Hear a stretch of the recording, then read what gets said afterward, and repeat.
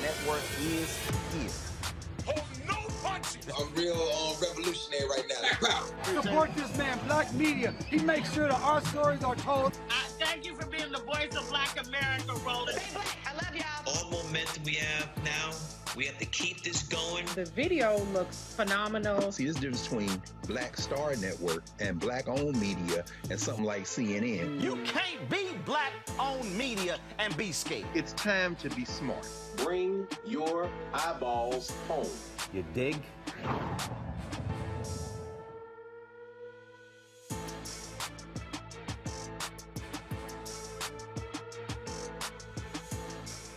It's Tuesday, 2/22/22, and I'm Dr. Avis, in for Roland, who is still in the friendly skies heading home.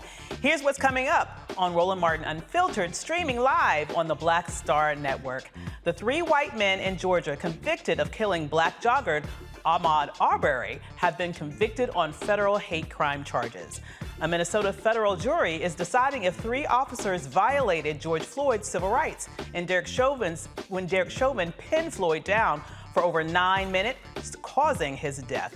2 Louisiana deputies face manslaughter charges for fatally shooting an unarmed man sitting in a parked car. And the Black kid who was arrested for fighting in a New Jersey mall has been told he may have to pay for the table that got broken while police physically detained the 13-year-old. Black farmers who were promised debt relief are getting collection notices. We'll explain why the U.S. Department of Agriculture says the notices are just a formality. An Atlanta public health research scientist creates fitness apparel that empowers women to live their healthiest lives. We'll talk to her in our Marketplace segment. It's time to bring the funk on Roland Martin Unfiltered, streaming live on the Black Star Network. Let's go. He's got it. Whatever the miss, he's on it. Whatever it is, he's got the scoop, the fact, the fine.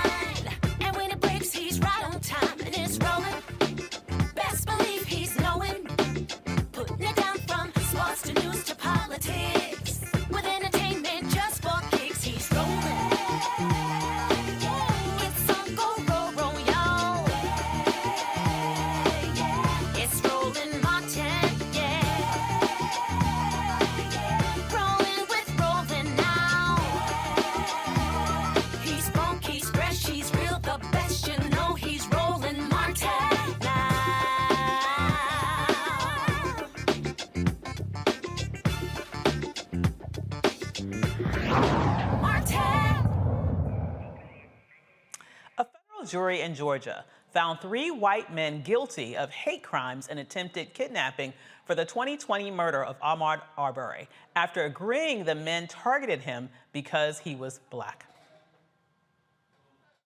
I now want to address the members of the DOJ.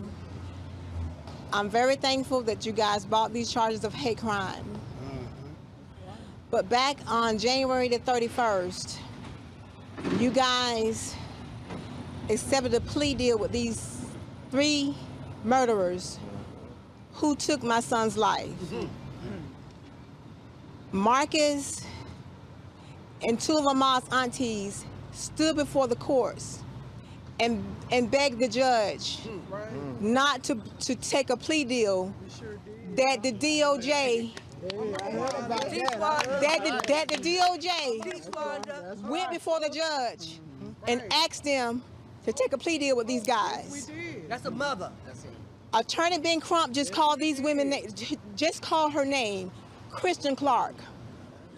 As I traveled to Brunswick on that Sunday afternoon, I spoke to Christian Clark and the lead attorney, Tara Lyons, begging them to please not take this plea deal. They ignored my cry. I begged them. Even after the family stood before the judge and asked the judge to not take this plea deal, the lead prosecutor, Tara Lyons, stood up and asked the judge to ignore the family's cry. Justice. That's not justice for Ahmaud. Come on.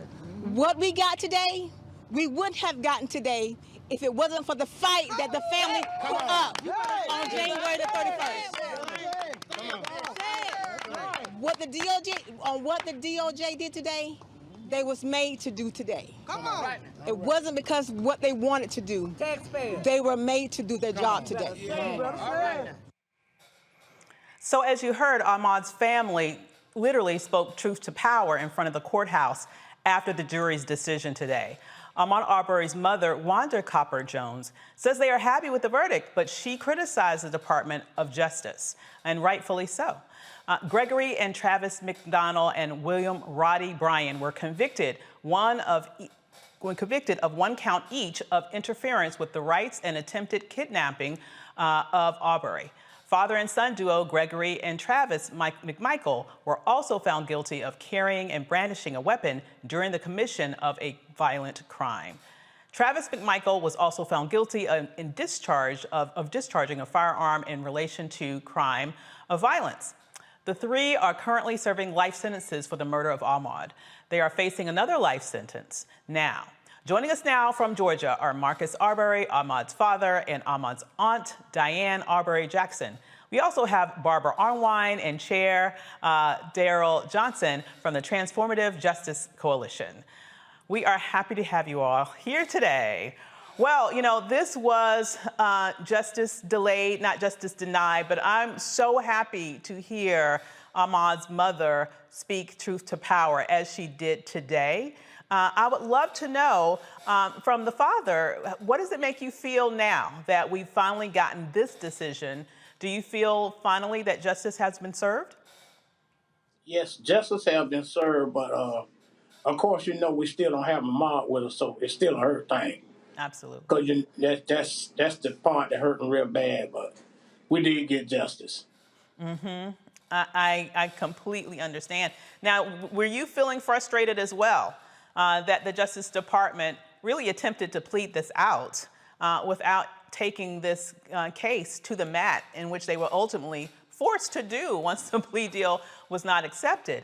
Are you still holding a little bit of, I guess, saltiness around that and wondering, you know, why did you even have to fight to get them to do, quite frankly, what they should have been doing from the first place? Because one thing with African-American people, so you know how that justice thing been working for them. African-American people for so many years. When I'm just thanking God that my family was strong, they see my stuff wrong, that they won't sit back and do nothing. We was fighting family, and so that helped us out a lot. That way, we just stayed in their face and let them know that we want 100% justice for Ahmad. And Diane, I'm sure that you too are relieved in a sense that justice was served to some degree here. But, you know, is this a little bit of a bittersweet moment, particularly given the context of everything that your family has gone through, fighting for justice every step of the way, even to get these charges brought up in the first place, and then having to fight again in order to take it all the way to the finish line with regards to federal hate crime charges? One thing I done learned through all of this here, when you put God first and God put people in your life that'll show you how to fight, and that's what we did with Miss Barbara Arwan and Darryl Jones. If they wouldn't have stepped in and showed us what to do, we would have still been trying to fight. My goodness. So I thank God for what they came in and did, because we was on a stumbling block. Some of us was getting sick until they came in and showed us what we needed to do. And we did it. And now ain't nothing can stop us now. Love that. Everybody gonna pay for what they did to Ahmad. Wonderful to hear that, as they should. And so it's so wonderful to see you here, Barbara Arwan. Wonderful to see my sister here. Hey. And I have to say, you know, kudos to you and your organization for stepping in the breach, per se, and making sure that justice was done here. Can you get us up to speed as to what you had to do to make sure that the Justice Department did what they should have been doing from the first place? Well, let me start by thanking you for doing this segment, and let me be very clear to everyone. Nothing would have ever happened in this case but for the Arbery family. They were extraordinary from day one. They made all the difference in the world. I can't even begin to tell you how much they fought. Remember that the district attorney here told Greg McMichael to go home and take a bath, and told the police not to arrest him, and told the Arbery family a lie. Said that Ahmad had been killed inside a house while he was trying to commit a burglary, when his body, the Arbery family found out when they drove down the Satilla Shores, had been in the streets. They found they had to unravel not only lie after lie, but they had to go down there every day, Marcus and his brothers, and he would take his sisters sometimes, and they would say to the district attorney, you better bring charges, and they wouldn't. Until that video was released, they even demanded the video because they had heard of it. But until that video was released, nobody was prosecuting this case. That's why when you heard the first case, you noticed all the evidence stopped after 2 days, because that's when they stopped investigating, because Jackie Johnson was doing everything she could to make sure that Travis and Greg McMichael and Brian were protected. Now, that hasn't been a subject of any of these cases, but it will be when her indictment, because she's been indicted for abuse of office, when that comes up. So I just want people to be clear that had it not been for the advocacy of Marcus Arbery and his family, had it not been for Wanda Cooper Jones using her influence, none of this, not a bit of this would be talked about today. The Justice Department, they traditionally do not like to bring hate crime cases. We have all had to deal with that. They lost their share of them. But this case was such a clear case that they had to bring.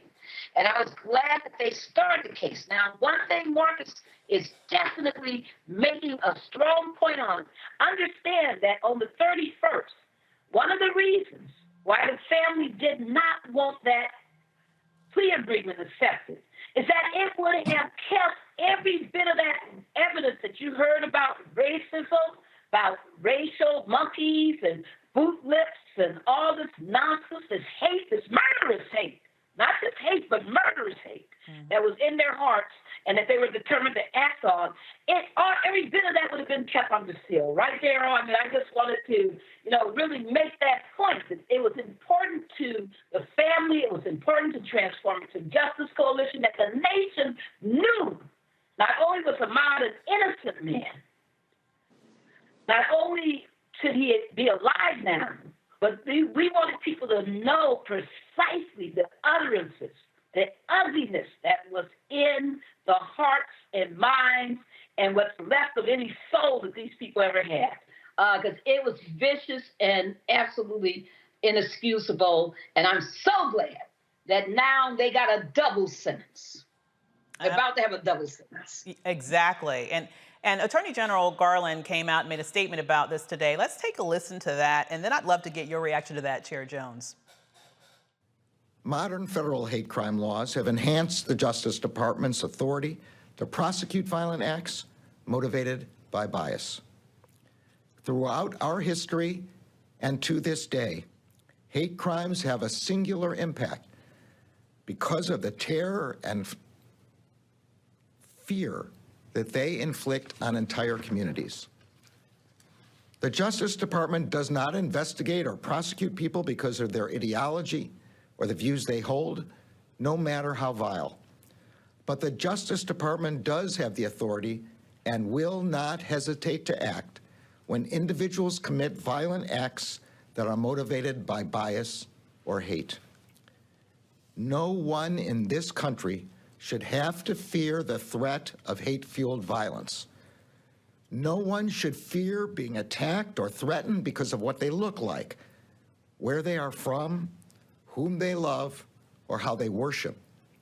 And no one should fear that if they go out for a run, they will be targeted and killed because of the color of their skin. The Justice Department has a legal obligation to prosecute hate crimes. And as Americans, all of us have a moral obligation to combat the hatred and bigotry that motivates those crimes.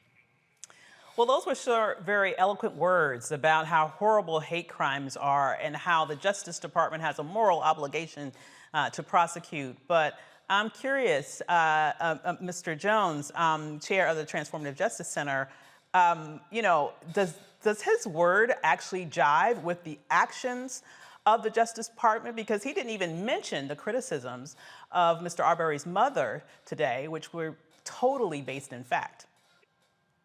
You know, and that's an excellent question. And, you know, as everyone here knows that, you know, I am not a huge fan of Merrick Garland in terms of the strength that generally the Justice Department should show. We know, you know, as Marcus laid out, as Wanda Cooper Jones laid out, that, you know, they really forced the process to work in this case. It wasn't where the process was working for the family. It didn't work in the state court. The only reason they get the state court prosecution was because Marcus Arbery and the family forced them to go forward. And similarly, on the federal side here, you know, while the federal prosecutors, the government did an excellent job of trying the case. They did just a yeoman's work of trying that case.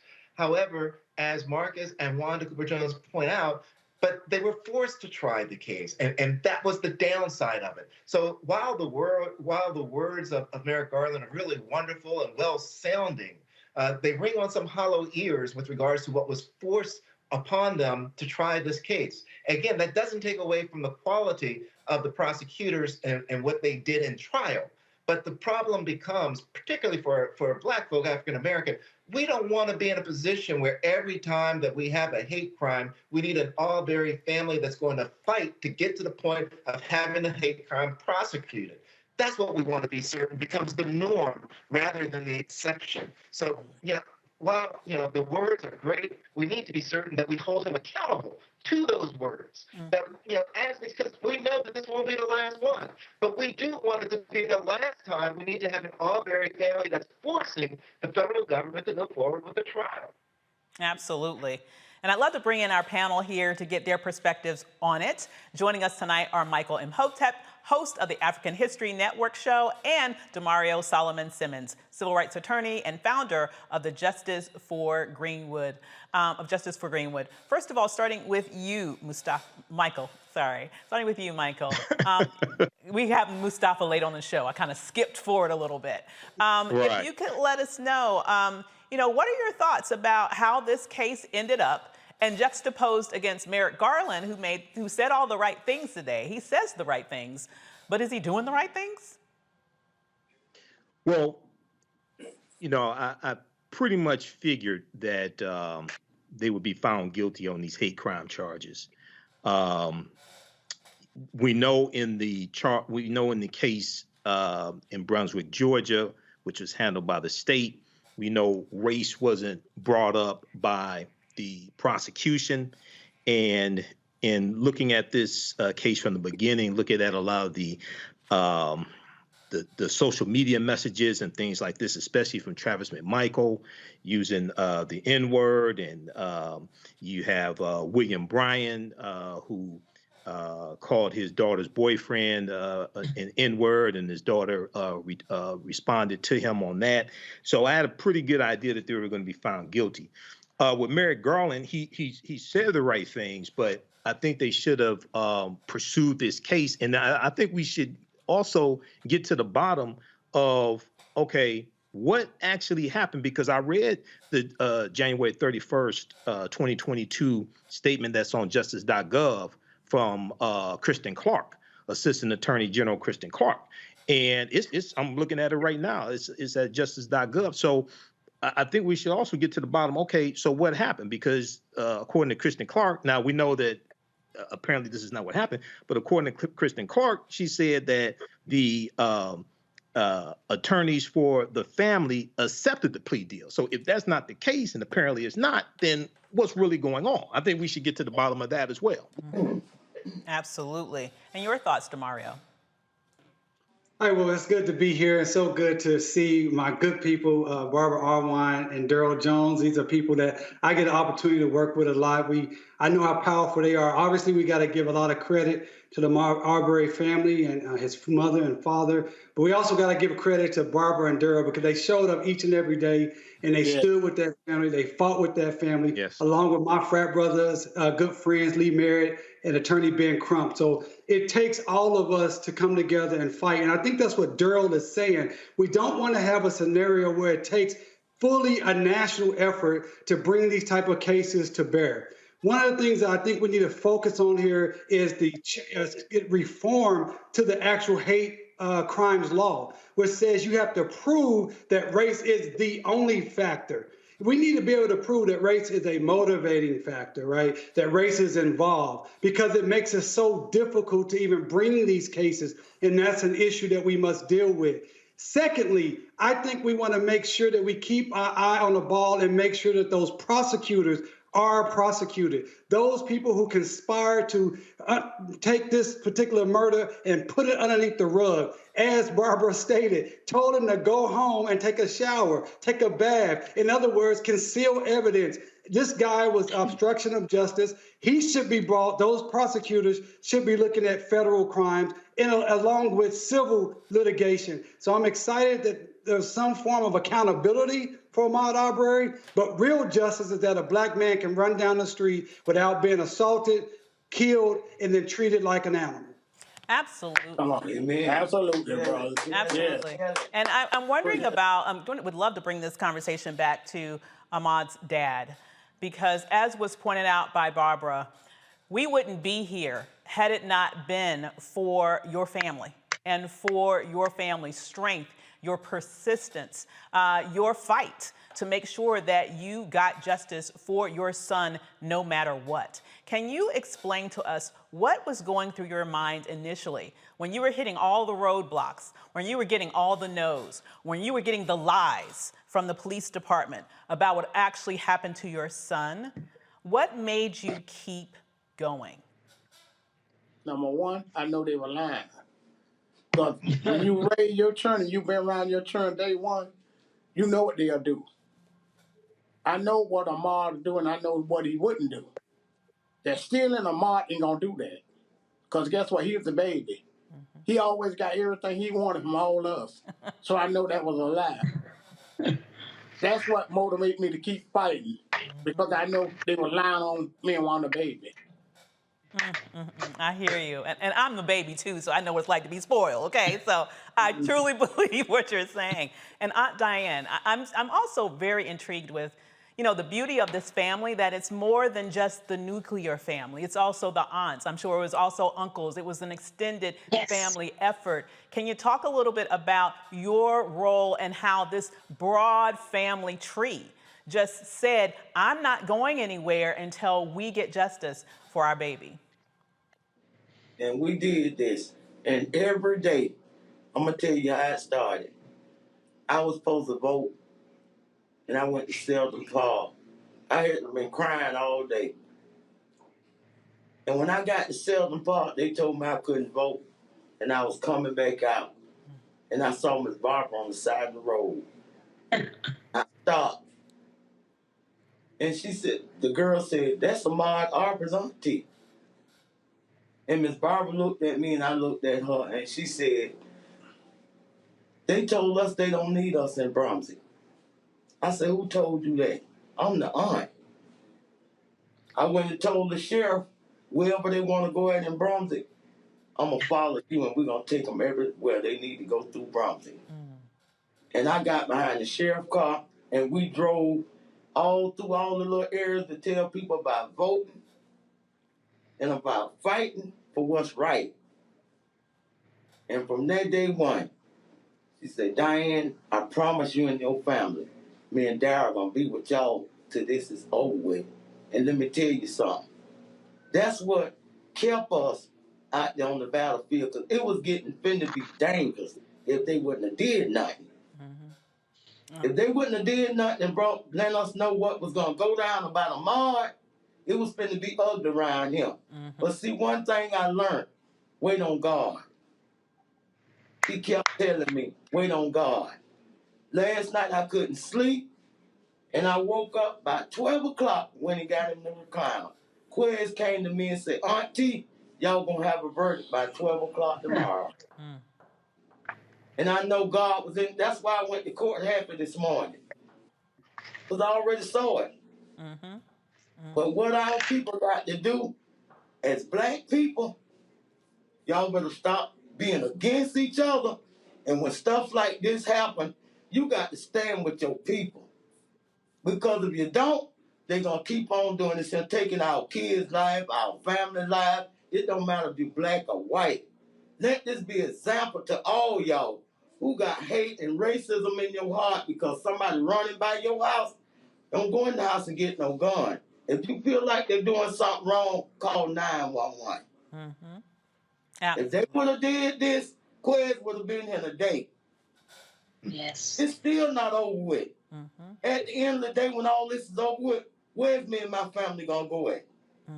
We ain't got Quez no more. Absolutely, absolutely. And that is the precious nature of life. No matter what happens with his murderers, unfortunately, his life can't be replaced. But Barbara, you know, I'm hearing that you forged a special bond with this family. Both you and Daryl forged a very special bond with this family. And it's almost like, you know, it does sound like it was almost divine intervention, right? You just happened to be there and someone said, hey, that's the aunt right here. Can you talk a little bit about the human connection that you made with this family and what that meant to you in terms of doing all the things that you had to do to make sure that we got to today? Wow.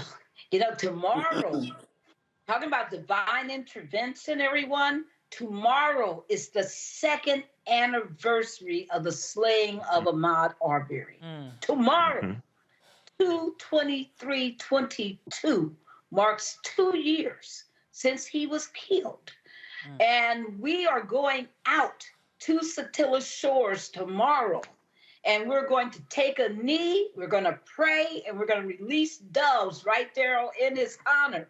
Because we want people to understand what it took was our determination. When I told Diane and Marcus that we were going to come and that we would be there, I was talking about myself and Daryl. But we ended up being blessed with funding and resources to bring 175 people over weeks there. We were able to, and I'll let Daryl talk more about how we awakened the Brunswick community because they had people scared. People didn't even want to march. They didn't want to show up. And I know people are saying, but wait a minute, Barbara, didn't thousands march in 2020? Yes, but that ended. And all of a sudden, the family was isolated and they were abandoned. And we said there's no way that's going to happen because this story is a story about Black love, about Black perseverance, but it's also about God's will for justice.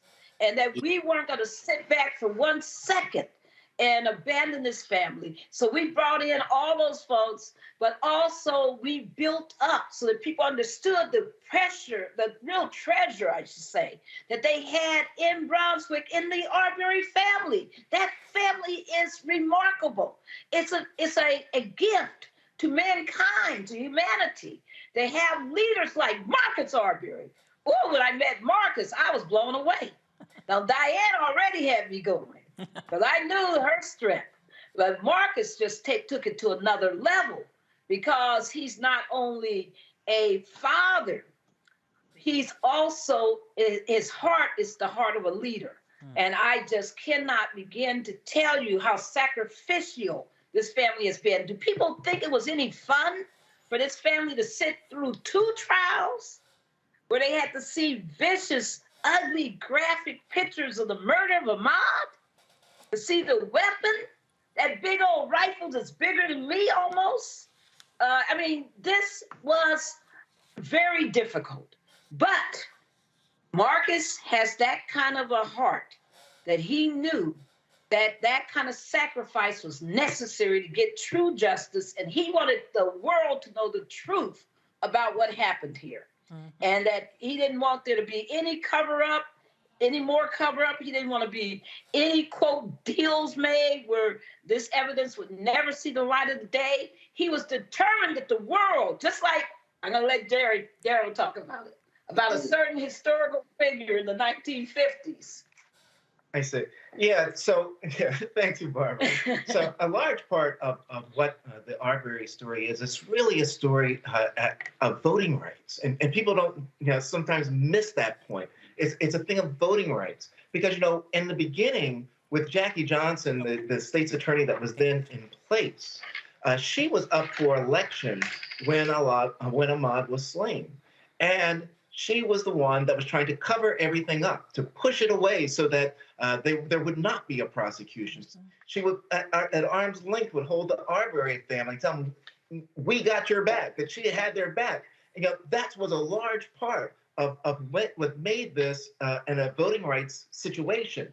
And it was the Arbery family that then got involved, that had to actually get petitions of signatures to get a name on the ballot because Jackie Johnson was up for re-election, and ultimately able to get the name on the ballot and get that person elected. But I tell you the bigger piece to this, in 1955 in Money, Mississippi, there was a similar situation that kind of sort of happened with a young man that was 14 years old named Emmett Till.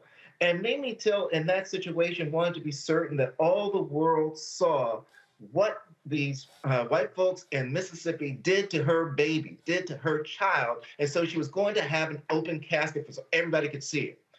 What we do is we draw an analogy from then to now, because what the Arbery family did in demanding that the Department of Justice have a federal hate crime in this case, they were demanding that the casket in this case be opened up for all the world to see all the vicious hatred that went into the killing of their son. And the strength that it took Emmett Till's mom, Mamie Till, to watch and see him in that casket laying like that is the same strength and character that it took this Arbery family to sit through this federal hate crimes trial. That's why we draw the analogy. That's the reason that we stand by the Arbery family. We appreciate what they've done and what it took of them to do it. When we initially met Marcus Arbery, he's very close, very close. They want to talk. He's never gotten to the point where he's open, he's ready to talk. He's taking, how do they say, he's taking the gloves off. This is what he's going bare now. He wants people to know. He's not going to back down. That's not who they are. Know the facts, know what happened, and own up to what you did. That's all that he's ever said for those defendants. Own up to what you did and let all the world know. And that's what they've done in standing up in this federal hate crimes trial And the third prong of this is going to be the trial of Jackie Johnson, that state's attorney. And we hope everybody comes down for that trial. And again, I know that the Arbery family will not be wanting them to have any pleas. They want that open. They want everything admitted as to what she did so everybody can understand what a bad prosecutor, a corrupt prosecutor looks like. Absolutely. And do we know when that trial is scheduled to take place, roughly? Not yet. That's the scary part, is that we know that she was indicted in November, and that ordinarily, if you're indicted in November, by December, you have some type of initial appearance, arraignment, and trial dates. There's no trial date that's been publicized for this Jackie Johnson case. So, but you can rest assured that, they're not playing with bumblebees here. We're wasps. We sting. We're coming in. We're going to find out what's going on and be certain that it happens. Come on now. I hear you. All right, They about to get stung again, it sounds like. Michael. Hey, that's right. Michael. 100% justice. Exactly. So Daryl brought in a historical lens into this discussion, and I would love to be able to tap into your expertise in that area. What's really sad to me is it almost seems like we haven't progressed at all since the days of Emmett Till. I mean, we do at least have this case brought through to conclusion where we do have convictions here. Right. But there are so many similarities. And as was the case previously, as was rightly pointed out, you really had to have a family that was was determined to make sure that the world knew what happened to their child. What can we learn from history in terms of not only this case, but future cases, unfortunately, because we know this isn't going to be the last one, around how important it is for strong Black families like Ahmad to be able and to have the strength in the midst of their grief to stand up and fight for what's right and to see it through to the end? Well, I think there's a few things here. Number one, when I first heard about this case, I thought immediately of Emmett Till. And it's important to note that, when J.W. Millam and Roy Bryant were put on trial, they were acquitted by an all-white jury. And then a few months later, they admitted to killing Emmett Till in an interview in Look magazine, were paid $4,000 for that interview also. So in some ways, we have progressed because at least even though it was a monumental effort, and it should not take this much to get justice or any type of justice. It should not take this much and people outside the courthouse having a rally and protest, things like this. But we did get two convictions in two trials. So one of the things, in this hate crime trial, and reading the coverage from the Washington Post, because I've been watching this from day one and talking about this on the African History Network show. One of the things that is really important, and this takes us back to Dr. Carter G. Woodson and why he created Negro History Week, the second week in February 1926. He said that the history of African Americans need to be taught in all schools across the country, not just the schools that we're in. He said everybody needs to understand our history, because he thought that race prejudice largely was the result of people being ignorant of the contributions of African Americans to the society. And when you read some of the statements, especially from somebody like Travis McMichael, who's 36 years old, it causes you to understand. I know they're in Georgia. I know Georgia has the largest Confederate monument of anywhere in the country. It's called Stone Mountain. I've climbed to the top of Stone Mountain. I know that the citizens arrest law that they said they were trying to arrest him on after the fact. I know that started in 1863 when Georgia was part of the Confederacy, and it was targeting fugitive runaway slaves running behind Union lines. But you also have to ask the question: where does this type of hatred come from? That these men will harbor this type of hatred, and then you look at the statement that William Bryan's daughter said in response to William Bryan calling her boyfriend the N-word. She said, "Yes, he's Black, but honestly, it's just a color." She said, "It doesn't define him or make me love him any less." So this is why the history of African Americans has to be taught all in schools all across the country, because when it's not, it allows this type of hatred to manifest itself into fester. That's right. Well, we're joined now by Dr. Mustafa Santiago Ali. We're glad to have you with us, and you're joining the panel. And I would love to sort of carry that thought through because, Michael is absolutely right in terms of the importance of Black history and making sure that everyone understands not only our struggles, but our victories and our contributions to this nation and the world, quite frankly.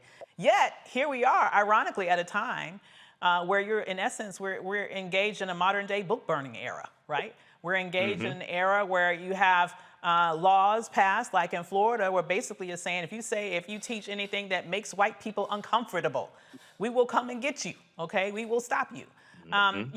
So when we think about this, very hateful and hurtful act that led to this loss of life, do you find yourself somehow pessimistic about our ability to be more proactive in stopping the next Ahmauds who might be stalked and murdered in the future, because we have a nation that is basically saying, we don't want to call white people out on anything.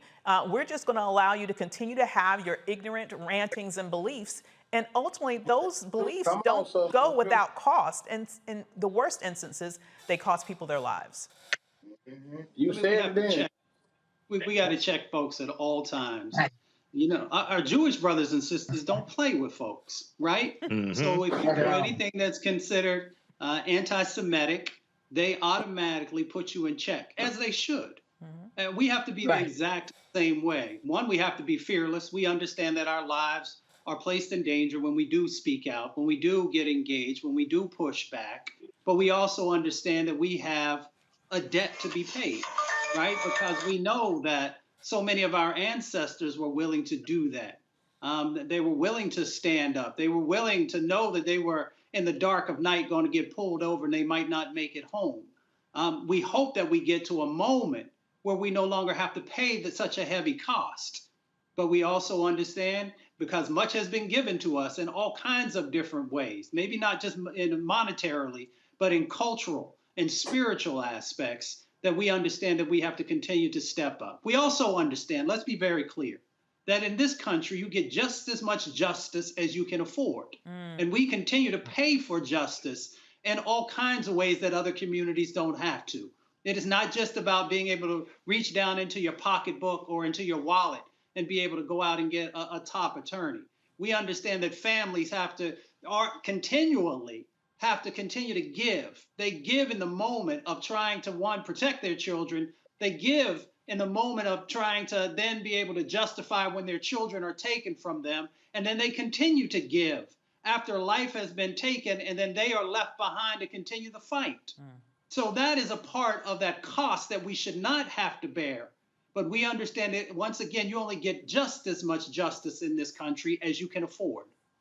Absolutely true. And I would love to have some final thoughts from the family. Mr. Arbery, Aunt Diane, what sort of words would you like to leave us with? What support do you need from us? What lasting message would you like to give us with regards to the fight that you have already said is still going to go on? I just want us to, as Black people, because it always been rough on us with the justice system. Yes. I want us Black people to stick together and keep on fighting. We still got a long fight to go. It ain't done yet. It's gonna keep going on, but we can stop it though if we stick together. We stick together and keep fighting like how Ms. Barr and the Derek done and the attorney done and all the people ride together to get justice for Ahmad. That's how we got to do it. More people got to start stepping up too. More African American people got to start stepping up. Stop sitting back looking. If you got churn and stuff and you love your churn, get involved. Because one day it might knock on your door and you're going to need somebody to help you. So you better get involved before it happens again. I love it. Very, very wise words. Thank you so much for joining us this evening. We are so thankful that you took the time to speak with us today. Thank you. Absolutely. Absolutely. This is Roland Martin Unfiltered on the Black Star Network. And we'll be right back.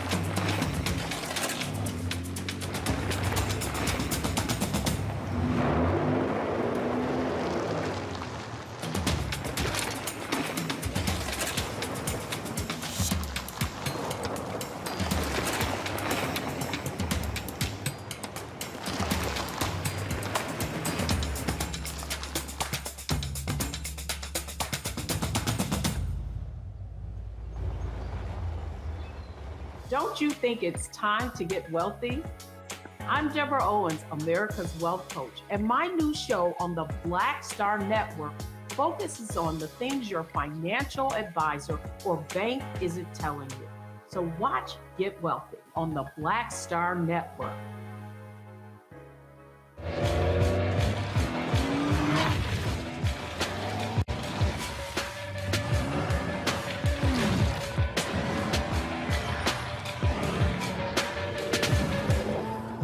Pull up a chair, take your seat. The Black Tape with me, Dr. Greg Carr, here on the Black Star Network. Every week, we'll take a deeper dive into the world we're living in. Join the conversation only on the Black Star Network.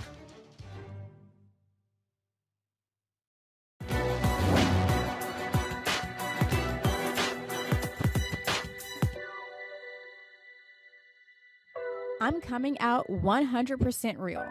I ain't compromising anything. Rapper Tupac Shakur.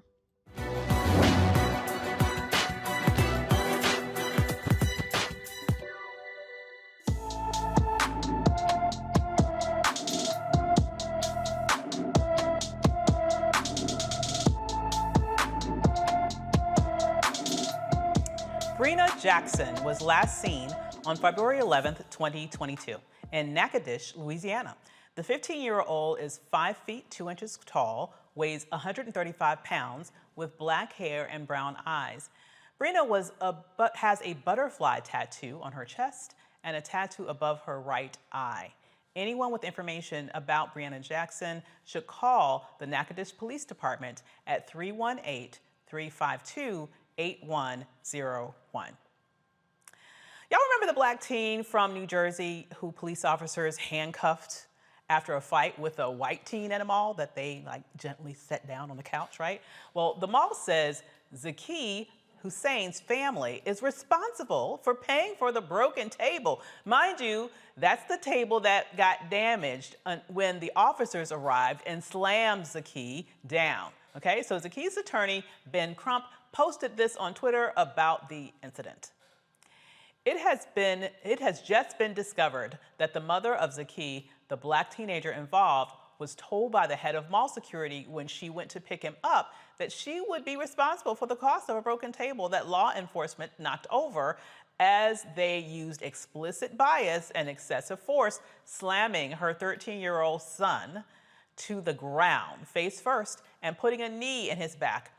This offensive and unacceptable demand of payment continues to exemplify the desperate treatment of white families and black families in America. The only people who should be asked to pay for the damaged table are those who engaged in biased policing and caused it to be damaged, the Bridgewater Police Department. Zaki and his family believe the police mistreated him because of his race. I would love to go, first of all, to Mustafa around this issue. You know, we all saw the video. We all saw this ridiculous sort of zoning in on the black kid, pulling the white kid off the black kid, and all of a sudden it's the black kid that gets handcuffed, that gets roughed around, and now it looks like it's going to be stuck with the bill. I mean, if that doesn't show you that we are in America, I don't know what will, right? Oh, without a doubt. But once again, we have power in this situation. So every person of color, every person who says that they are an ally to the black community, because remember we had a whole bunch of people jumping out before and then they kind of went back into the shadows. They should all be holding the mall accountable by saying we will no longer shop in the stores that exist in this mall when you have these types of situations or you have these types of actions where you're asking families who have been the victims to actually be the ones that are carrying the cost. So that's one side of the equation, because we got to understand that our dollar has power and we need to stop giving it to those individuals who are playing, you know, a significant role in the impacts that are happening in our thing. Of course, the other part of it is the law enforcement. We all saw, you know, it goes far beyond egregious. These were racist acts. You saw a child who was so much smaller than the other one. You also saw that they sat the lighter skinned one down on the couch and then they roughed up the young brothers. So there has to be cost for both the law enforcement side and the mall side for acting so silly and stupid and asking the mother for, for restitution. So we know how to get restitution from the folks who need to give up restitution. We sure do. Demario, as a civil rights attorney, how would you be advising the family right now? I mean, not only with regards to this ridiculous sort of bill collection attempt, but also with regards to getting some justice for their son in this specific incident that the whole world saw and, quite frankly, was appalled by?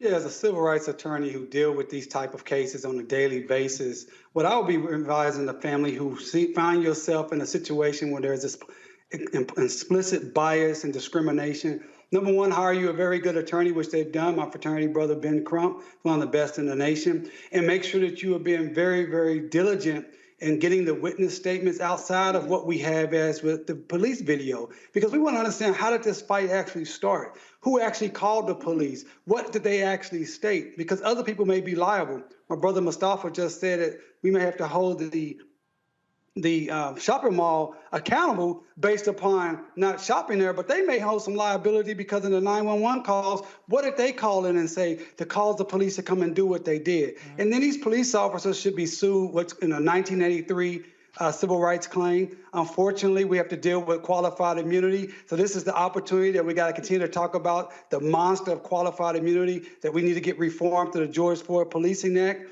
And I would want to understand from these police officers, just in a deposition, I just want to know, how can you show up, see two people fighting, you tackle one, you handcuff one, and you leave the other one sitting on the couch?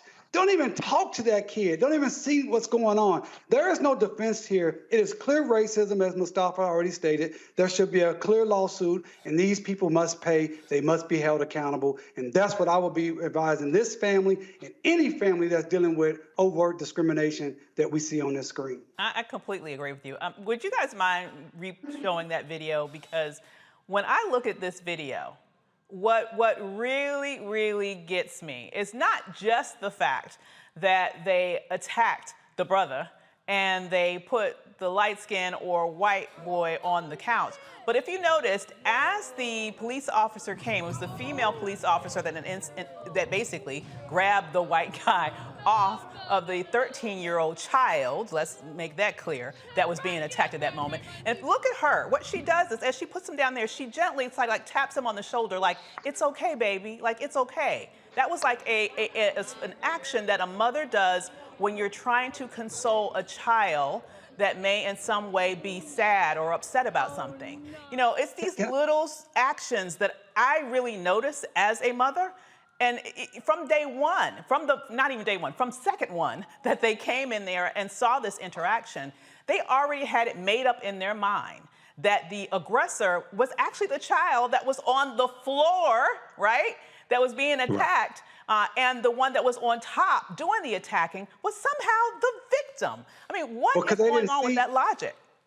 They didn't see the young brother as a child. They saw him as a dangerous criminal felon, because that's how they see black men. And they saw the white boy as a child. So she treated him like a child should be treated. And she treated the young 13-year-old kid as a criminal. And I have a case right now where a 13-year-old kid was walking down the street, minding his own business, and he gets pulled over by police, charged bogusly with jaywalking, assaulted, and then they put criminal resisting arrest and criminal assault and battery on a police officer on this 13-year-old kid who they try to say is a criminal and a felon and someone they were afraid of. And that's what we're seeing in this video. They do not see us as children. They do not see us as innocent. They see us as dangerous. Our skin color is a dangerous weapon in the mind of too many white people here in America, unfortunately. Absolutely. And we'll get with you after the break, Michael, I promise, but I have to tell you what's so infuriating to me about this is actually the white kid was 16.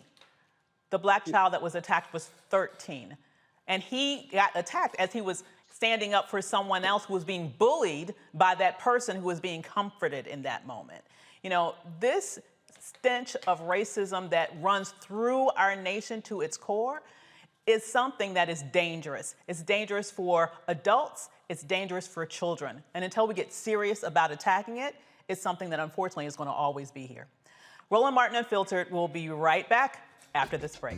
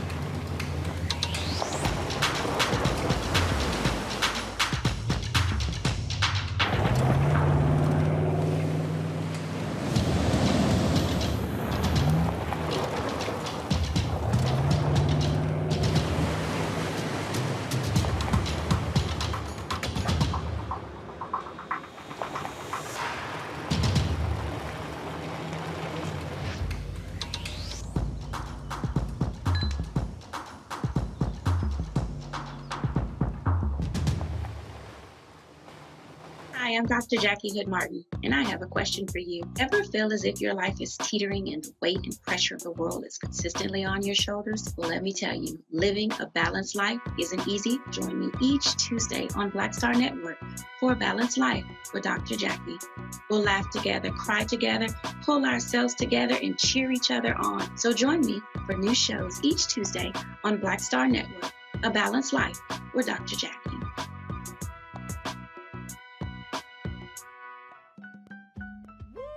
We're all impacted by the culture, whether we know it or not. From politics to music and entertainment, it's a huge part of our lives, and we're going to talk about it every day right here on The Culture with me, Faraji Muhammad, only on the Black Star Network.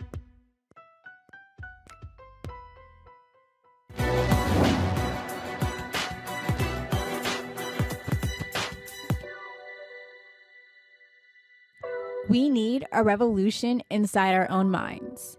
Historian John Henrik Clark.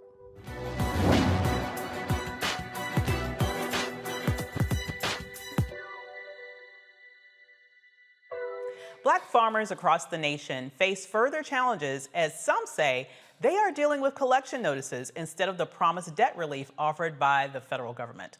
In January of 2021, the U.S. Department of Agriculture said there would be a temporary suspension of past due debt collection and foreclosures for distressed direct loan borrowers due to the economic hardship imposed by the pandemic. However, Black farmers say they are still receiving notices for foreclosure. Earlier this month, USDA released a 2-minute video addressing the notices. And I wanted to take a little time to talk to you about your direct FSA loans. In the last few weeks, you may have received some fairly ominous-looking notices from us that have created some confusion in light of the fact that we're under a suspension on adverse actions. I want first to stress that there is still a suspension on adverse actions, and the FSA doesn't intend to take any action that's indicated in the notices you may have received, and then explain why you're receiving those notices anyway. In the farm financial crisis of the 1980s, the FSA, then the Farmers Home Administration, fell way short of adequately servicing the loans of our direct loan borrowers. Oftentimes, borrowers were foreclosed on without even being made aware of the loan servicing options that were available to them that frankly could have kept them on the farm. As a result of this, the network of farm advocates was spawned. And those farm advocates did a great job of raising awareness, so much so that in the Ag Credit Act of 1987, Congress very clearly delineated the processes that we must undertake to notify borrowers of primary loan servicing options. That's why you received those notices today. I want to stress that this is only to make sure that you're aware of your loan servicing options. I further want to stress that you don't need to have missed a payment in order to exercise those primary loan servicing options. I highly encourage you to reach out to your local Farm Service Agency loan staff and explore those options and see what we can do to help you ensure that you've got a bright future in producing the food and fiber that this country. The Center for Public Integrity reports in 2021, farmers repaid about $538,000 to the USDA from February to November, despite the suspension. Joining me now is the president of the National Black Farmers Association, John Boyd. Wonderful to see you, Mr. Boyd. Thank you for having me. Now, I can only imagine the heart drop that farmers are feeling, especially Black farmers are feeling, especially given our history of having our lands being snatched out from under us. What are you dealing with in terms of being able to get accurate information to the Black farmers that your organization organizes? Well, first of all, thank you for having me. And I can't help but to jump right in on that video. Black farmers don't need, new loan servicing or call for some sort of new option. We got the best deal we're going to get, 120% debt relief. And we've been blocked in 12 different lawsuits by white farmers who stopped the $4 billion of debt relief that I personally, myself and others worked on for over three decades to get debt relief. We didn't get it in both of the settlements, the Black Farmers Settlement, which I worked on for a very, very long time. And then after 2016, it was in the Farm Bill, it was taken out. And then it finally passed last March by the help of Senator Cory Booker and Senator Ralph Warnock from Georgia, put $5 billion for farmers of color. Farmers of color include Black farmers, Native American farmers, Hispanic farmers, Asian farmers. We finally got this little bit of justice because of all of the centuries of discrimination and wrongdoing. And then white farmers had the audacity to sue us and call it reverse discrimination.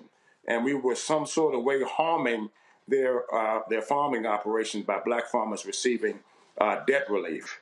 You know, shame on white America and shame on white farmers for not understanding this horrific history and didn't take it into consideration. The whole 30 years I was trying to get debt relief for Black farmers, white farmers never called up, never once reached out to me and said it was problematic or reverse discrimination. It was only problematic when it became reality and when it was passed and signed into law. Last July, President Biden said he would sit down with me to talk about next steps to come up with some sort of resolve from the administration. It's Black History Month, and I'm here to remind the president that meeting still hasn't happened. Wow. So if you can then explain to us, so it sounds like you're in a little bit of legal limbo, right? That you have this law that is saying that you should have, and your farmers and Black farmers should have debt relief. Yes. But at the same time, they're getting, not only these collection notices from the Department of Agriculture, you also have the president who is saying that he's going to do something about it, but he's yet to have that sit down with you to figure out some way that they can mitigate the damage that this lawsuit is putting against you with regards to the white farmers' actions. Does it feel like you're in a little bit of a sort of conundrum here? I mean, what are Black farmers to do at this point? I think what the administration came out with some sort of equity commission that they think is going to be helpful. We don't need another commission to talk about the stagnant numbers that I've shared with you and Roland and a panel before. We need action. Yes. We need relief. We need access to credit. We need loans. And when that gentleman was talking about loan servicing, white farmers was getting debt relief. That's what debt relief is. 1951, S as in Sam. That's the loan servicing for this country under the United States Department of Agriculture. White farmers were receiving debt relief with ease when Black farmers was receiving loan foreclosure notices in the mail, 30 days to pay their balance full. So we were never offered the debt relief. White farmers got it and got it with ease. And if it was up to these federal courts, they'd get it twice, and we still haven't gotten it. And that's what the difference here is. One specific race, in this case, white men, receiving all of the loans, all of the servicing, all of the subsidies, and then you have Black and other farmers of color who receive peanuts. And now that we have fix this, white farmers want to run to the courts for protection. They chose very conservative, it's getting a lot, it's very, very conservative judges that they chose and very, very conservative courts. And they're a well-oiled machine. We need resources to fight this. There's a civil rights gentleman on your panel. He's a firecracker, it sounds like. He needs to take a look at this too. But we have a summary judgment that we're trying to respond to in the coming weeks in the state of Florida. And we filed amicus briefs. The National Black Farmers Association and the American Farmers, Native American Farmers Association has filed amicus briefs in all 12 cases. So we're barely meeting these deadlines, but we need the support of Black community. We need athletes to get involved. These rappers and entertainers, they have to get involved in the Black farmers movement. The oldest occupation for Black people in this country is farming, and we're facing extinction. So we need the involvement, and we need the support, and we need the help. Absolutely. I would love to bring DeMario in to ask a question if he would like. To me, when I hear what you're saying, and I'm trying to think about the motivation of these white farmers bringing this lawsuit to try to block your debt relief, In my Well, mind, I believe, and you can definitely feel free, Mr. Boyd, to answer as well, and then Demario will definitely ask your question. But to me, it seems like they're trying. This is an attempt at a land grab. That's ultimately what I believe is going on. when we were losing the land, through the county committee at USDA, it was white farmers who's dominated these county committees. These 3-member panels in the country are made up of 99% white men. Those farms that were in federal inventory all went to white farmers, 99% who served on the county committee. So it was a legalized way by the United States Department of Agriculture to take away land from black farmers. After we got the land from Civil War, that 20 million acres of land we owned at the turn of the century, we're down to 4.5 million acres. We represented 1 million black farm families strong at the turn of the century. We're down to 50,000 black farmers in this country. We're facing extinction, and partly due to the United States Department of Agriculture. So they're going to have to help us fix this. And I believe that Secretary Vilsack was the wrong person to send back to USDA when he's had 2 terms to fix it. And he's back there again. He knows the problem, and we don't need a new equity commission. We need some new equity results. Yes, Yes, absolutely. we need results. Absolutely. Demario, I would love to bring you in here. You know, what are your thoughts about what black farmers can do right now? It's interesting that these white farmers are coming in, and I completely agree. It just seems like a delay tactic to say, oh, let's form a commission. No, let's act. Panels, studies, that's all just delay tactics and ways to keep us from getting the justice that we deserve. As Brother Boyd stated, we don't need equity commissions. We need equity results. And I really appreciate him saying that. You know, this really speaks to me because as old country kid from Oklahoma whose family would own ranches back in the 1820s and 30s that we can trace back to, it really resonates to me to hear how our farmland and our land has been stripped and stolen away from us. When you talk about those numbers, going from 1 million farm families to down to 50,000, going from 20 million acres of land down to 4 or 5 million acres of land, it is disheartening. It is something that we definitely want to rally around you, Brother Boyd. I certainly want to connect with you and your organization, talk about the ways that maybe my organization, Justice for Greenwood, and some of the resources that I can bring with other firms that do pro bono work. We cannot allow this to continue to happen without a fight. We understand what we're up against. We understand that we have a tall hill to climb, but we must fight for our rights and our dignity at all times. And I will fight with you, brother. I will stand next to you. I will speak for you. I will fight, and no surrender, no retreat. Give me a call. We'll get together and we'll try to fight this as best we can for those 50,000 farmers, black farmers who need relief. Absolutely.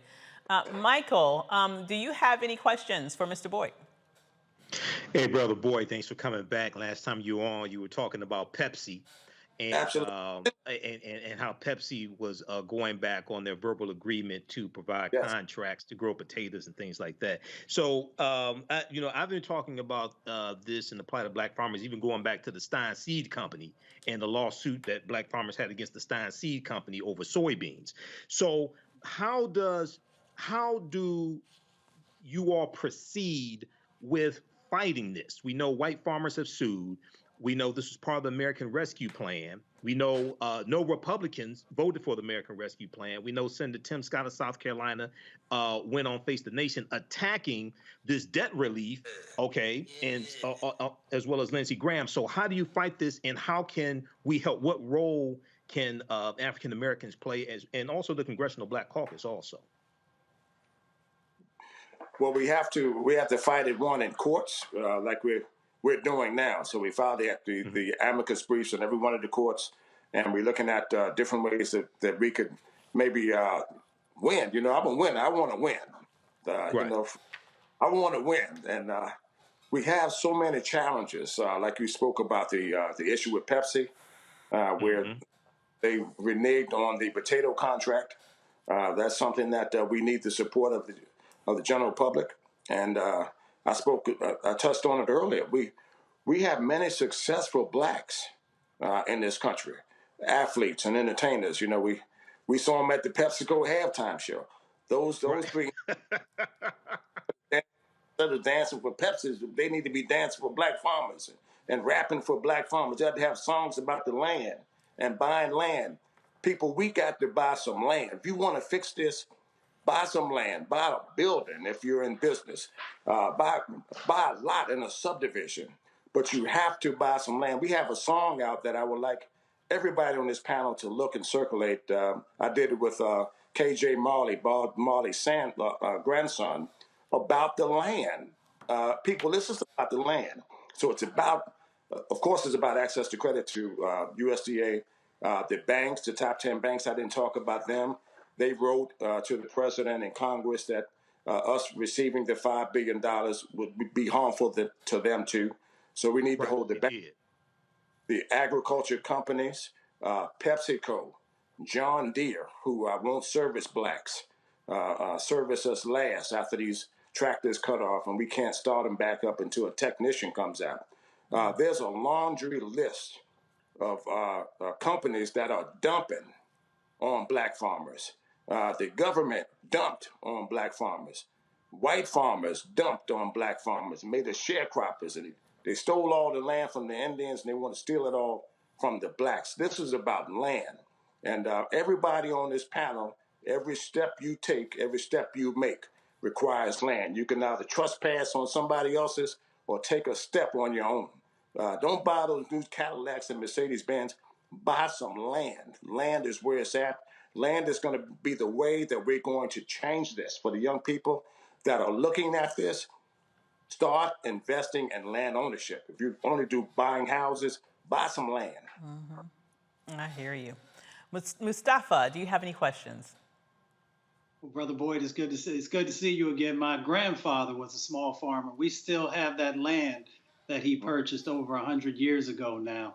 I'm curious, have you utilized Title VI of the Civil Rights Act yet, which says that folks can't utilize federal funds to discriminate against folks of color, or based on national origin? So I'm curious if that's been a part of the work that's been going on so far. Absolutely, yes, it is. And we've looked at all of the numbers, all of these statistics, many of the information that I just spoke to you about is all spelled out in our amicus briefs that are filed in these 12 courts. One thing I didn't say is that these 12 complaints that were filed by white farmers were filed in conservative courts, conservative judgeships. They're well funded. This Sid Miller from Texas, the former agriculture secretary there, is leading the campaign, raising money, and filing these lawsuits around the country. We got to start doing the same thing. We got to become well organized. We got to become well funded so we can defend ourselves. And like I spoke about earlier, 39 years, I never sued a white farmer saying that they shouldn't get something. I filed those complaints in federal court so we can get two words: same as, period. Same as. We want the same servicing. We want the same contracts, not a word different than white farmers are getting. We want the same loan amounts if we qualify. We want the same amount of subsidies. People, same as. Don't look at me because I'm 6 foot tall and 240 pounds and darker skin and deep baritone voice.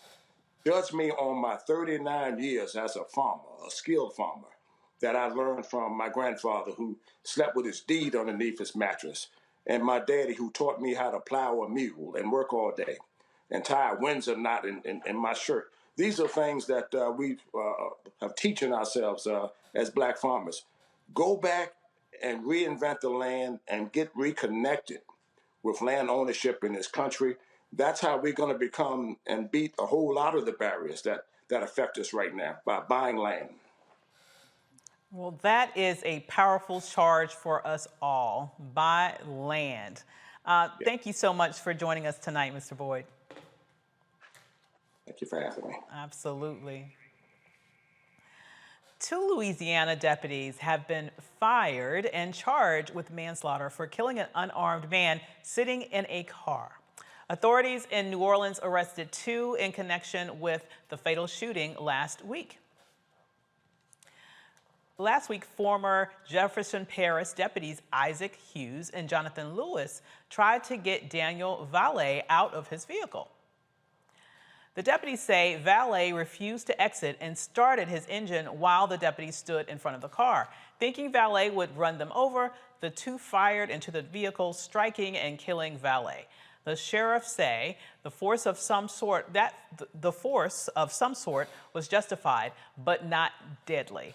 Hughes and Louise face up to 40 years in prison. So going to the panel around this, starting with Mustafa, you know, how many of these stories are we going to hear, you know? And the first question that always comes to mind for me when these things happen is, we're only hearing the side of the story from the people who are alive. To what degree do we even trust at this point these stories that come out of police departments when there are so many examples of stories that later on are proven to be nothing short of pure fiction? You know, first of all, where's the body cam? Where is the, you know, the cam from the police cars, so that folks can see firsthand? But even beyond that, why are you trying either pulling over somebody or asking someone to exit their car? Because they have their own sets of rights. They have a right to know why you are, you know, slowing them down, holding them up, trying to, you know, do all these different types of things. So for me, you know, I go back to the basics, because we often have police officers who will say, well, I feared for my life. Well, one, you need to have better training, evidently, if that, you know, in many of these instances when you keep saying you're fearing for your life, and it continues to be this reoccurring narrative that happens again and again. But that's, you know, that's ancillary. You know, it really goes back to the fact that we continue to dehumanize Black and brown folks, and that it makes it easier for folks to do these types of, you know, just these deadly acts. So, you know, there's so many unanswered questions, but it really goes back to the dehumanization that we continue to see play out, which allows in people's minds the justification of their actions.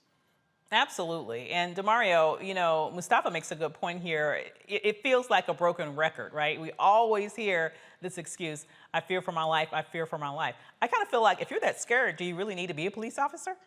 Right. Right. No, like I said, we talk about this every week, and I'm just thinking about a case I was looking at right before, a couple hours before our phone call. I have a client, the police report said that they shot him 9 times, point blank range, right through the window. When this video comes out, it's going to be unbelievable for people to see. And in their police reports, they said that my client tried to run over the deputy's partner. But on the body cam, you see the deputy on the other side of the vehicle at the back of the vehicle. He's nowhere close to it. So to your question, can you believe these reports? No, absolutely not. They lie every day, all day. They're taught how to lie. Another thing we need to continue to understand, when these people, and I deal with this all the time, when these people are killed by the police, particularly in something that's public like this, it is traumatic for the families. Regardless of what type of civil or criminal punishment, it is traumatic for the families. So as much as I sue police officers and cities and try to get justice and put them in jail for doing the wrong thing and being unjust and unconstitutional, I still think the best case scenario for everyone that's listening, you want to leave every police stop on your own. You don't want to leave in a hearse or in an ambulance. That is your goal, and you don't want to go to jail. So yes, you have constitutional rights. You should always remember, never consent to a search, never admit to a crime. Never consent to a search, never admit to a crime. However, do not try to litigate the issue out on the street. You will lose. Even if you think you're going to win and you go to jail, you're going to lose. If you get beat up, that's a loss for you. And if you get killed, that's a loss for your family. So do what you need to do to stay alive on the police when you have police contact. Never consent to a search, never admit to a crime. Anything after that, wait to call your attorney. Call someone like me that can fight for you, speak for you, stand for you, but you do not want to leave the police contact in a hearse, an ambulance, or in a police car.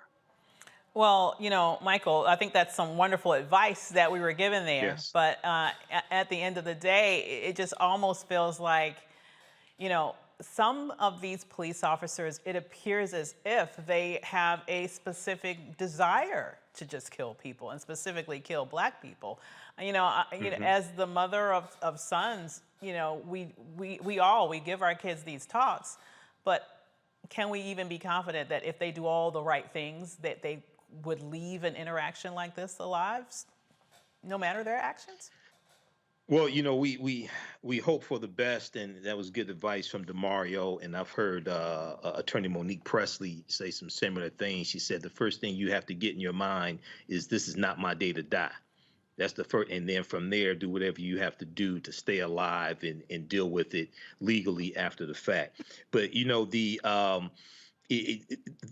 whole situation must be pretty bad if the Jefferson Parish sheriff said that the use of force was not justified, and these two deputies were arrested as well. But I want to know, where's the body camera footage also?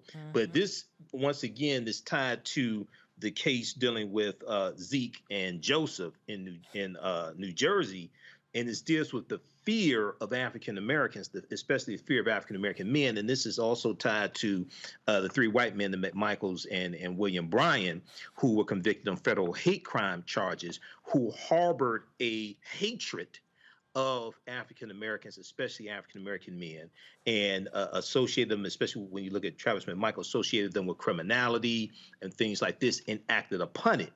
And this goes to something that some research that Dr. Philip Atiba Goff has done, and he has a study at the American Psychological Association's website that talks about how African American boys as young as 5 years old are seen as being less innocent, more dangerous, things like this, and they are treated accordingly as well.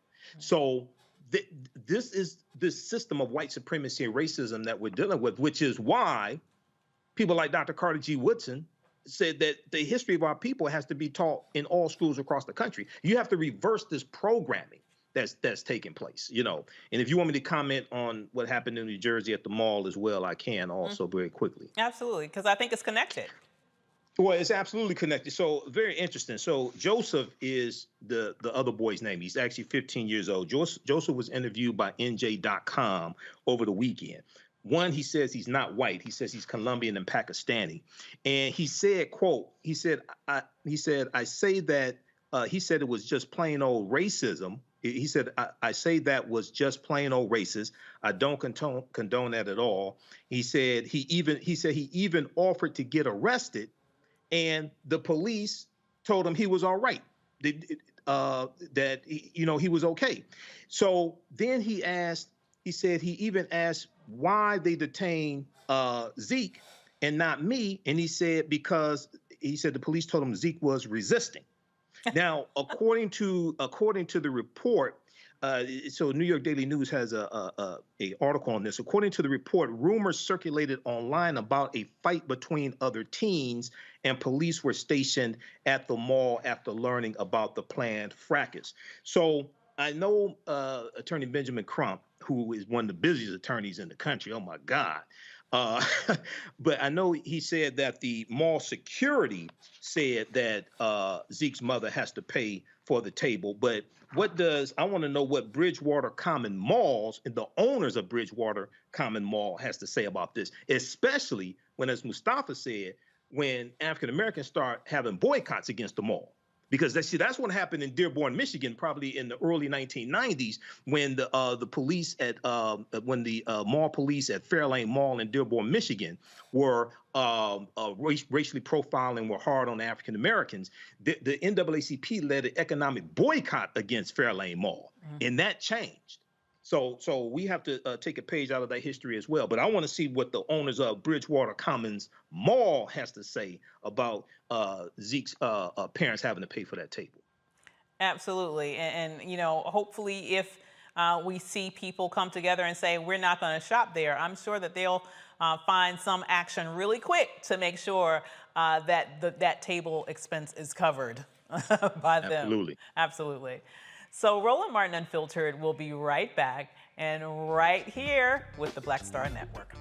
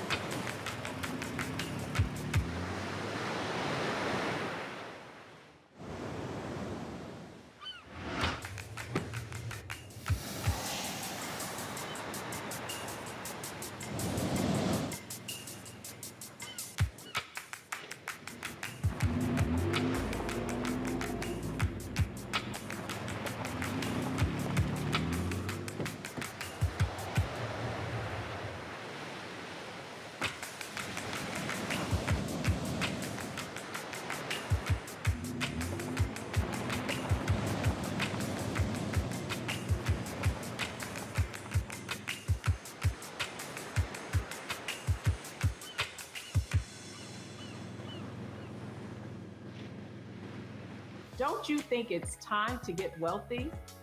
I'm Deborah Owens, America's Wealth Coach, and my new show on the Black Star Network focuses on the things your financial advisor or bank isn't telling you. So watch Get Wealthy on the Black Star Network.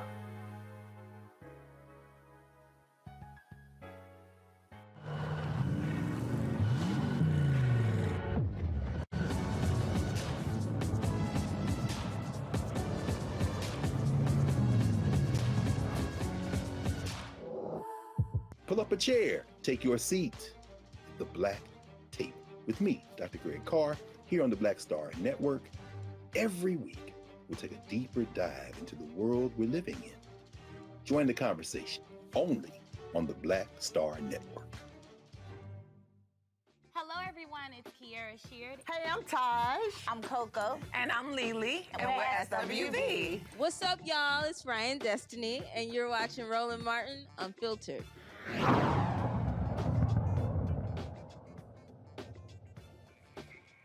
In Florida, an amendment that would have forced schools to out students' sexual orientation to parents within 6 weeks has been withdrawn. The bill, called Don't Say Gay Bill, was sponsored by Florida State Representative Joe Harding. Harding added the amendment Friday, but it was removed today after outrage before a House question and answer session began. House Bill 1557 has been subject to statewide and national attention and debate, focusing on the effects on the students of the LGBTQ community. And from there, the future of one of Florida's Fort Lauderdale's historic Black communities is in question after Florida officials reveal plans to build a bridge through the town.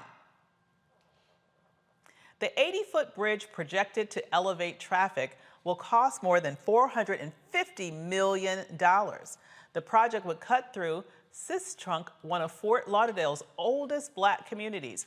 Residents worry this would be irreversibly harmful to the area that officials have been aiming to develop. Last month, the city of Fort Lauderdale voted unanimously in favor of a resolution expressing support for a train tunnel rather than a bridge. So I'd love to be able to go to the panel about this, starting out with Dr. Mustafa. You know, it's really interesting. We've just had this conversation with Mr. Boyd here about the importance of land and the importance of holding on to land. And even in this area of just community, right, a Black community, that it looks like there's efforts underway that could end up having it literally cut in half. It shows that in many ways, our land, either privately owned or our land that is kind of conjoined together as part of the community, is under attack in this nation in various ways. We know that transportation policy has been infused, you know, with racism, discrimination, and biases. We also know, you know, that through those transportation policies, we broke up communities, many times intentional. I'm sure sometimes it may have also been unintentional. We brought wealth into certain communities, and then we dump off pollution in other communities. So I've actually been to this community before. So to actually bring all this additional traffic into that area means that folks are going to be breathing all of this toxic pollution that still comes out of the back of our cars, causing these medical conditions that will exacerbate all kinds of diseases, you know, these cancers, liver and kidney diseases, asthma. So to take away from a community that has been moving forward and trying to be a thriving community and to interject this into it just makes no sense. Absolutely. And I, you know, I'm glad to at least see, though, Michael, that the community it looks like it's fighting back. They're looking to get a tunnel instead of a bridge. You know, what can we learn about just the need to exert power and not just take these sorts of things lying down, that we do have the power to fight back? Absolutely. We always have the power to fight back. But, you know, as I've said numerous times before, the reason why oftentimes many of our people don't fight back is because many times many of our people don't think they're worth fighting for. So at the foundation, you know, you only protect what you respect. So this is why we have to stop referring to ourselves as N-words and B's and thoughts and things like this, all these dehumanizing terms, because you already start out defeated because you think you're lesser than. So when we look at the history of transportation in this country, is we see racism encoded in it. And this is one of the things that the $1.2 trillion infrastructure bill is part of it, to start addressing the harm that the U.S. Interstate Highway Acts of 52 and 56 did, driving 41,000 miles of U.S. interstate highways throughout the country, and it ran through our communities, okay? Wiping out businesses, wiping out homes. It ran through Tulsa, Oklahoma in the early 1970s also, wiping out more businesses and using eminent domain to take our land, things like this. So all of this is connected, but we have to fight back against when we see injustices like this. But this is also an example of how elections have consequences also. And why you have to put the right people in office and hold them accountable to fight against things like this as well. We sure do, absolutely. And as we're getting towards a midterm, that's a good time to be reminded of that reality. You're watching Roland Martin Unfiltered on the Black Star Network, and we'll be right back.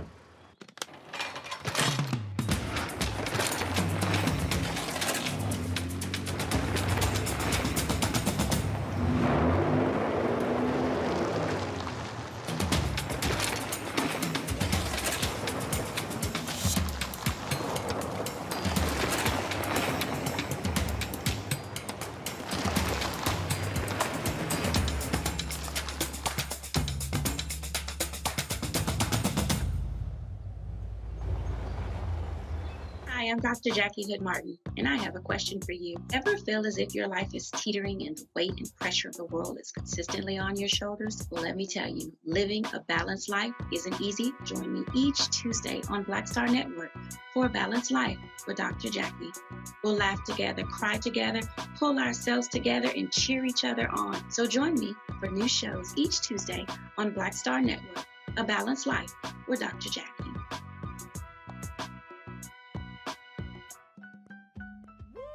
We're all impacted by the culture, whether we know it or not. From politics to music and entertainment, it's a huge part of our lives, and we're going to talk about it every day right here on The Culture with me, Faraji Muhammad, only on the Black Star Network.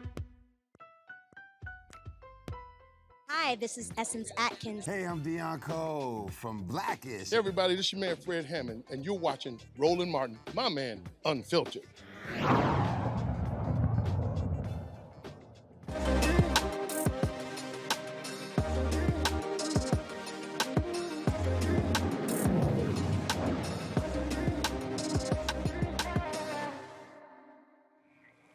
In celebration of Black History Month, Target's Black Beyond Measure campaign amplifies and celebrates Black-owned businesses. One of these businesses is J. Dow Fitness. The founder, Dr. Jacqueline Dow, joins me from Atlanta. Hi there, Dr. Dow. Hi, how are you? I am wonderful. Thanks for joining us today. So can you tell us? Thank you so much for having me. Absolutely. Can you tell us a little bit about your business? Sure. We are a modern athleisure apparel company based in Atlanta, Georgia. I launched J. Dow Fitness 4 years ago, and as a public health professional with years of experience in public health, I wanted to create a platform that would use fashion as a tool to talk to women about the importance of their health.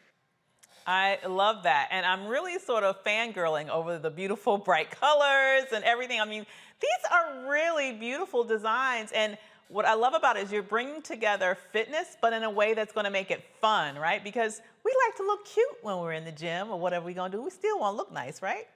Exactly. So what inspired you to start this collection? So the main thing that really inspired me to launch this collection was really Black women's health. Again, I have years of experience in public health, and I was a program evaluator as well as a research scientist. I focused my dissertation specifically on Black women's health, looking at weight prior to pregnancy and how does that impact pregnancy complications and birth outcomes and things like that. So I was definitely heavily invested in research when it comes to Black women's health. And I just thought this was the ideal way, like you said, a fun way, right? Yeah. Something different, something new. It was just a different opportunity just to talk to women about health in a different way that wasn't research or policy or advocacy. It was more so conversational. Absolutely. And I love the fact that you include maternity fitness apparel in that. And as you mentioned, your research around this, you know better than I, the statistics around Black women's maternal mortality, and that we're like 4 times more likely to die through the process of pregnancy and childbirth than our white counterparts. I love the fact that you're saying, hey, this is something that I can do to support perhaps healthier pregnancies that can lead to healthier lives for not only the babies, but also the mamas. Yes? Yes, that's definitely the goal. Focusing on preconception health. Again, trying to get women to be their healthiest selves before they get pregnant, just to ensure that they have a healthy pregnancy, ideal birth outcomes, and a healthy baby. I love it. I love it. I love it. So do you have is this your spring collection that we're seeing behind you right there? So the collection that you see behind me is actually an exclusive collection that was created just for Target in recognition of Black History Month. So I curated a 5-piece collection. There is a crop top, high waist leggings, a bodysuit, a crop top, and biker shorts. So all of these items are available in over 1,200 Target stores and online in recognition for Black History Month. That is wonderful. Now, I know that you should be super proud as an entrepreneur who is, you're just amazing. Like, how many things are on your resume, right? You're a doctor, you're a researcher, you're an entrepreneur, you are doing the damn thing in all those various different respects. But this has got to be really something that you are super especially proud of, and especially the accomplishment of getting it in over 1,200 Target stores. Wow, that's very impressive. This has been honestly a dream come true. I have been soaking up every single moment of February. I'm telling everyone I'm just dreading March 1st. Maybe we need to talk to Target about getting you in for Women's History Month too. You can stretch it out a little while longer. Exactly. We need to celebrate this all year long, not just for the month of February. Absolutely. So how can people find you not only in Target, but also outside of Target? How can we grab some of your beautiful designs? Sure. So again, the collection that you see behind me is exclusively created for Target, and it is in stores in recognition for Black History Month. So definitely shop at your local Target store, and you can also shop on Target.com. If you would like to connect with J-Doll Fitness personally, please feel free to visit our website. Here you can see the handle on the screen. It's jdollfitness.com, and you can also follow us on all social media platforms at J-Doll Fitness. I love it. Well, thank you, Dr. Dow. We so appreciate your commitment to our health, and we are loving your design sense. So that's where I need to go for my next workout outfit. I definitely see that. Thanks for joining us today. Thank you so much for having me. Absolutely. Howard University received a large donation to help preserve an extensive collection of Black newspapers. Howard's Moreland Springham Research and Center for Journalism and Democracy will get a $2 million grant from the Logan Family Foundation. The money will help digitize the university's Black press archives. The collection has newspapers from Black publications like the New York Amsterdam News, Chicago Defender, Washington Informer, and Baltimore Afro. It also includes international newspapers and those in other languages. So I would love to get your thoughts around this. Michael, it's beautiful to see this support that's been given to Howard to be able to, in essence, preserve our history. Absolutely. And once it's digitized, it really has to be utilized. There's so much rich history here. And they have this digitization includes U.S. newspapers like the Chicago Defender, New York Amsterdam News, as well as publications in French, Xhosa or isiXhosa, and Kiswahili. Both isiXhosa and Kiswahili are Bantu languages, by the way. And people are familiar with the isiXhosa language because it's the language spoken in the film Black Panther. Okay, that's the language that they're speaking, isiXhosa. So something like this, you know, there's more. Michigan State University had a digitization of records also. We know Ancestry.com has it as well. So there's the technology is allowing so many advances to take place that gives us access to this history, okay?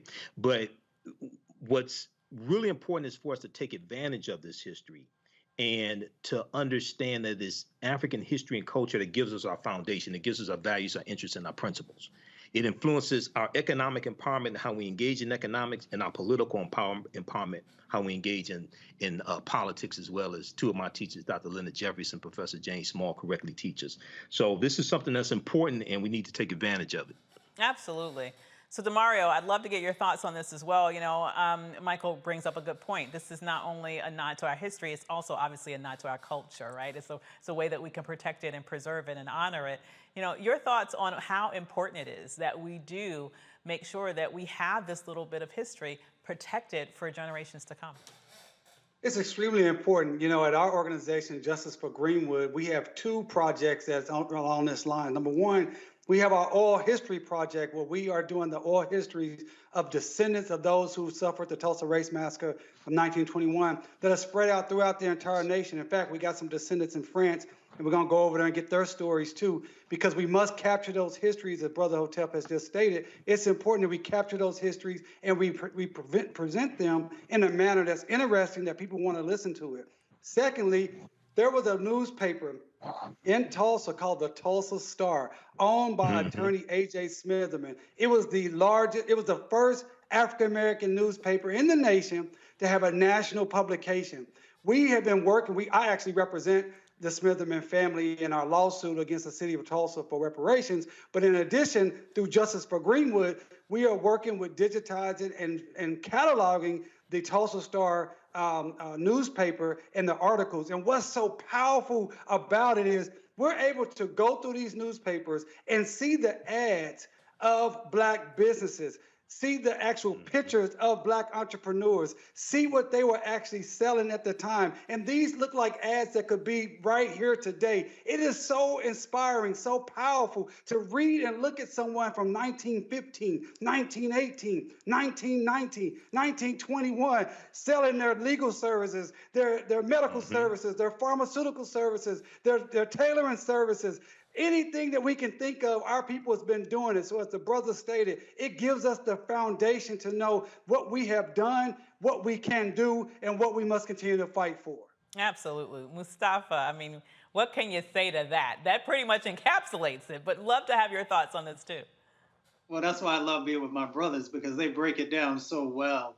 You know, I'll just take it one step further, you know, because we have an opportunity now by this information being digitized to really begin to push both our colleges, both in the graduate and undergraduate level, in communications departments and in journalism departments, to make sure that we're infusing this into the curricula, because it's literally at folks' fingertips. Then we can also make sure that, and here's my thing, if we got the Biden administration, I want to see transformative change happen on all levels. So the Department of Education should also be looking at this information and looking for opportunities to begin to build it into K through 12. Where relevant. You know, you could take pieces out, and it also helps to tell our stories, both in history's construct, but also in this moment, tying it into current events as well. So, you know, we've got this amazing set of information. Let's utilize it in all the forms and fashions that actually will help to make change happen. I hear you. That's exactly what needs to happen. So, to commemorate the 82nd birthday of civil rights icon and voting rights champion John Lewis's 82nd birthday, the John and Lillian Miles Lewis Foundation announced that they will officially launch during its inaugural gala in May. The organization established by the late congressman will work with future generations who want to create their own good trouble. The May 17th event in D.C. will serve as the fundraiser for the organization and celebrate the civil rights activist and longtime political leader, John Lewis. Lewis died from cancer in 2022. So it's wonderful. We're talking about preserving history in one way, gentlemen, with regards to digitization and making sure that those records are there. But to me, this is another way of preserving history, right? Having this foundation, having it sort of carry the legacy of John Lewis forward for several more generations. Michael, your thoughts on the importance of, in essence, having a living, breathing organization also be a carrier of history? I think this is important to really preserve the legacy of John Lewis and teach his history. John Lewis was a member of my fraternity, Phi Beta Sigma Fraternity Incorporated. I was a member of his fraternity. And John Lewis was an icon. He was the last living speaker at the March on Washington, August 28th, 1963. He was a disciple of Dr. King as well. And, even though there may be certain things that I disagree with John Lewis on, I mean, he was powerful. And it's at the same time that you have this foundation to preserve his legacy and teach the history, you have the metaphorical lynching of John Lewis that took place in the U.S. Senate when the John Lewis Voting Rights Act was not passed, okay, because Republicans blocked the bill. Okay, now you had Manchin and Sinema who voted for it but didn't vote to change the filibuster. But no Republicans in the House or the Senate voted for the bill.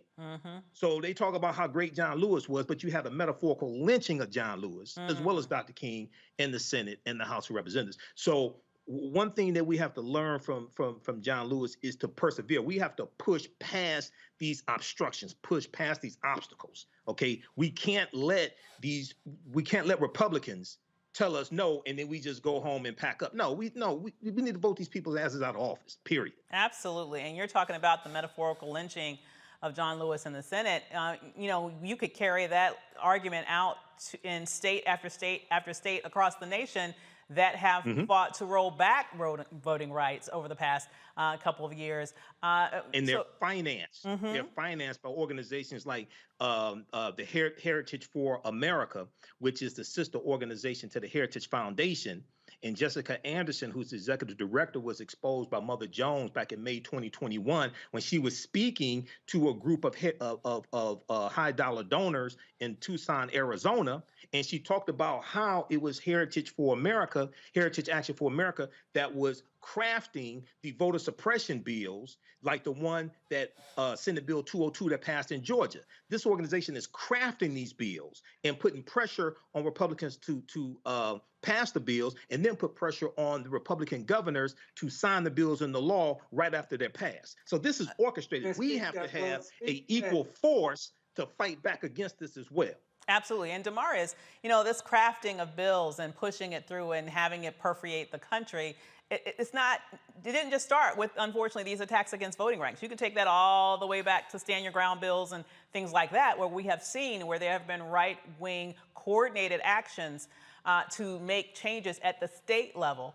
And we need to figure out, how do we fight back? Like with regards to the voting rights legislation that has literally passed in, well over a dozen states across the nation, what do we do to make sure that our rights are preserved?